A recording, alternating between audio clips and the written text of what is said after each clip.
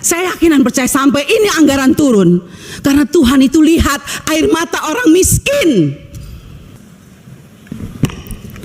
Baik, terima kasih pimpinan dan Pak Menteri dan jajaran yang saya hormati. Pertama-tama kita semua mengetahui bahwa ada kekurangan anggaran ya 15 triliun. Tetapi kalau menurut saya mari kita koreksi diri. Kenapa ini terjadi? Jujur sama diri kita sendiri. Anggaran yang sudah diberikan begitu banyak tahun 2024 apakah sudah digunakan dengan baik atau tidak? Jangan kalau dikurangin kita sedih, tapi waktu dikasih banyak kita tidak menggunakannya dengan baik. Kenapa saya mengatakan tidak melakukannya dengan baik? Karena sampai hari ini Pak Menteri berulang kali saya katakan bahwa masih banyak persoalan terhadap realisasi anggaran dan penyerapan anggaran APBN itu ke daerah, baik transfer daerah, itu banyak persoalan. Mau masalah guru, sampai sekarang guru P3K yang sudah lolos P3K sampai sekarang belum dikasih SK. Provinsi NTT belum, mereka belum terima SK. Kedua, guru-guru daerah terpencil masih banyak yang belum terima juga tunjangannya. Ketiga, banyak bangunan-bangunan sekolah yang masih terbengkalai padahal dari 2021 anggarannya. Saya sangat kasih contoh di Kabupaten Kupang ada 17 sekolah bangunan yang dari 2001 sampai sekarang tidak terselesaikan. Mau lagi, kita lihat lagi dana-dana PIP. Nah, makanya kemarin saya mengatakan bahwa kalau KPK memberikan rekomendasi kepada Kemendikbud, harusnya Kemendikbud sadar. Karena apa, kami ini Dewan kami sudah bilang setiap rapat, banyak persoalan, lakukan pengawasan, laporkan kepada kami. Tapi kami tidak pernah didengar. Ya kan? Akhirnya sekarang KPK memberikan rekomendasi, baru seakan-akan Kemendikbud kayak kebakaran jenggot. Bahkan kami anggota pemangku kepentingan mau diatur sama Kemendikbud untuk melakukan verifikasi oleh dinas. Loh, Anda sebagai kementerian mau nggak dilakukan verifikasi sama dinas? Jangan suruh dinas, jangan suruh apa yang kita usulkan harus dilakukan verifikasi oleh dinas. Kita ini lembaga tinggi negara, wakil rakyat. Kita yang menentukan anggaran di Indonesia ini. Bagaimana kepala dinas bisa memverifikasi data yang kita berikan? Anda sebagai kepala kementerian mau nggak diverifikasi sama dinas? Bapak Ibu ini kan orang-orang pintar setahunya saya di Kemendikbud, orang-orang berpendidikan. Kok bisa salah mengambil kebijakan? Anda mengeluarkan Perseksjen yang dimana poin nomor 3 dikatakan bahwa data yang direkomendasikan sebagaimana dimaksud pada huruf B diverifikasi oleh dinas pendidikan. Loh, kita ini pemangku kepentingan usulkan itu dari Dapodik sekolah.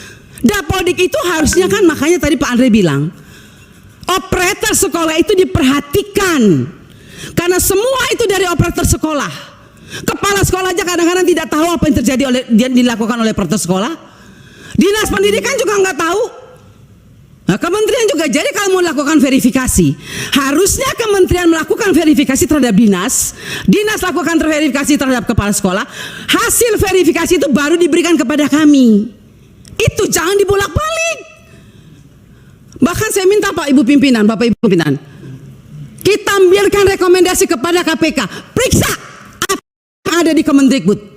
Karena ini banyak persoalan, PIP, KIP, dana BOS, banyak hancur ini. Tolong Ibu, saya minta Pak pimpinan, kita berikan rekomendasi kepada KPK, periksa dari 2021, 2022, 2023. Nggak usah tambah anggaran kalau memang banyak korupsi, uang negara habis, bukan untuk rakyat. Saya marah Pak Menteri untuk sekian kalinya, karena memang ini kenyataannya di lapangan. Jangan dong kita dibikin seperti anak kecil. Kok apa yang diusulkan kita mesti diverifikasi oleh dinas pendidikan? Anda mau nggak sebagai menteri diverifikasi oleh oleh dinas? Jangan aneh-aneh lah. Kalian tuh dipilih oleh presiden, harusnya berikanlah yang terbaik untuk rakyat. Semoga pembicaraan saya ini dilihat oleh presiden yang baru. Semoga presiden yang baru memperhatikan kinerja kementerian sekarang ini, memperhatikan eselon-eselon 1 yang sudah ada ini, tidak memberikan solusi kepada negara, hanya membuat persoalan di daerah. Yang tertinggal tetap tertinggal, yang guru menangis tetap menangis. Bicara plafon digital, mana keadilan untuk daerah 3T? Enak daerah-daerah yang sudah ada internetnya diberikan terus, tapi kita yang daerah 3T yang tidak ada internetnya dibiarkan begitu saja. Mana keadilan sosial bagi seluruh rakyat Indonesia, Pak Menteri? Saya sangat kecewa. Kita sudah mau habis masa jabatan, Anda mungkin sebentar lagi habis, atau Anda lanjut, saya tidak tahu. Tapi saya puji Tuhan, Tuhan dan rakyat masih memilih saya kembali. Dan sampai ini, apapun yang terjadi, kita yang terpilih kembali, kita akan tetap memperjuangkan keadilan dan kebenaran untuk kemajuan anak negeri kita. Bukan untuk kita anggota dewan, bukan. Jadi jangan aneh-aneh punya pikiran negatif terhadap wakil rakyat. Semua data-data yang kita pilih itu adanya di Dapodik sekolah.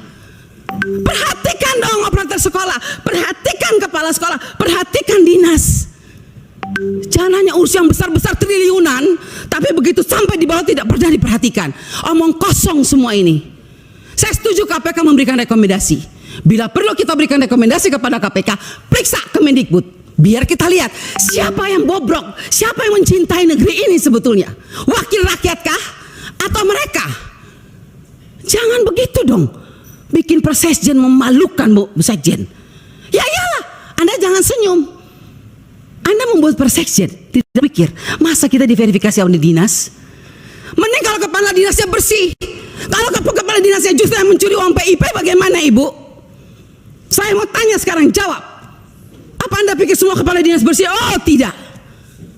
Mari kita buktikan. Mau kita turun, kita buktikan, kita tanya, jangan sama kepala dinas, tanya sama penerima PIP. Itu baru bisa jawab jawabannya. Kalau Anda hanya turun hanya di dinas, semua jawabannya bagus. Tapi coba turun ke rakyat, turun ke penerima orang tua. Kalau nggak lihat itu orang tua punya air mata.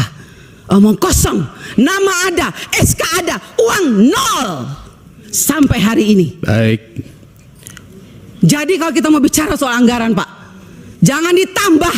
Tuhan juga tidak ingin semua uang negara ini hilang. Saya yakin dan percaya sampai ini anggaran turun, karena Tuhan itu lihat air mata orang miskin. Jadi kalau anggaran turun jangan marah. Mungkin inilah kehendak Tuhan supaya kita koreksi diri, stop dan bertobat. Kalau mau lihat bangsa ini baik dan lebih maju. Terima kasih pimpinan. Baik, terima kasih.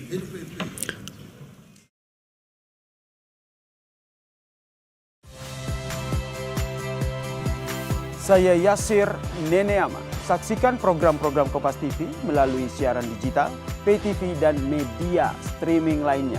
Kompas TV, independen, terpercaya.